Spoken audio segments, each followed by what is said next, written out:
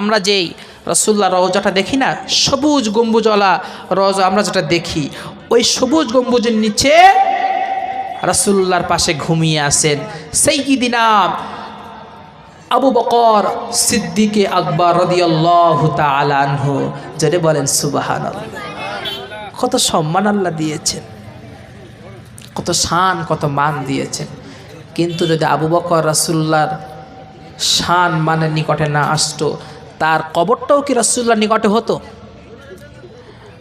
10 জনকে আল্লাহর হাবিব সাল্লাল্লাহু আলাইহি ওয়াসাল্লাম দুনিয়াতে জান্নাতের সার্টিফিকেট দিয়েছেন। তার মধ্যে আবু বকর সিদ্দিক অন্যতম সাহাবী। আল্লাহর হাবিব বলেন, আমার দলের মধ্যে আবু বকরের দাড়িটা সাদা দাড়ি, আবু বকর যদি কোনো দলে থাকে, কোন মজলিসের মধ্যে যদি আমার আবু বকর থাকে, আর ওই দোয়া যদি ওখানে যদি দোয়া হয়, আল্লাহর দরবারে হাত তোলা হয়, আরশের মালিক আল্লাহ রব্বুল আলামিন ওই দোয়া সাথে সাথে কবুল করে নেন। কারণ আবু বকরের দাড়িটা ছিল সাদা। যখন কোনো ব্যক্তি সাদা দাড়ি পাকা মুরব্বী যখন দোয়া করে, আল্লাহ পাক রব্বুল আলামিন বলেন, সাদা দাড়ি পাকা মুরব্বী কখন দোয়া করলে ওই দোয়া আল্লাহ যতক্ষণ কবুল না করেন, আল্লাহর লজ্জা হয়, শরম লাগে আল্লাহর। একটা মুরব্বী মানুষ আমার কাছে দোয়া চাচ্ছে আর আমি দোয়া কবুল করব না, এটা সুবহানাল্লাহ বলবেন না? এই দাড়ির শান মান কে দিয়েছে?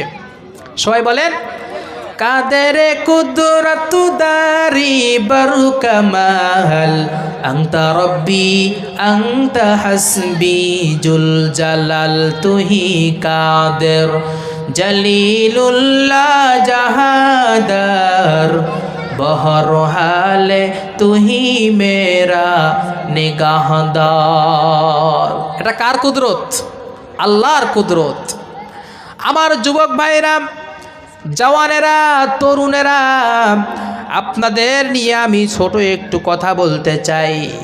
আপনাদের সম্মান কেমন আপনারা জানেননি? জান্নাতের যুবকদের সরদার হবেন ইমাম হুসাইন রাদিয়াল্লাহু তাআলা আনহু। তিনি বলেন, যুবক তরুণেরা যদি তারা ইবাদত আর বান্দিগি করে, ইবাদত আর বান্দিগির মাধ্যমে জীবনটা অতিবাহিত করে তারা আল্লাহ দরবারে হাজিরা দেয়, তারা কিয়ামতের ময়দানে মাহশরে আমার সাথে হয়ে জান্নাতে প্রবেশ করবে।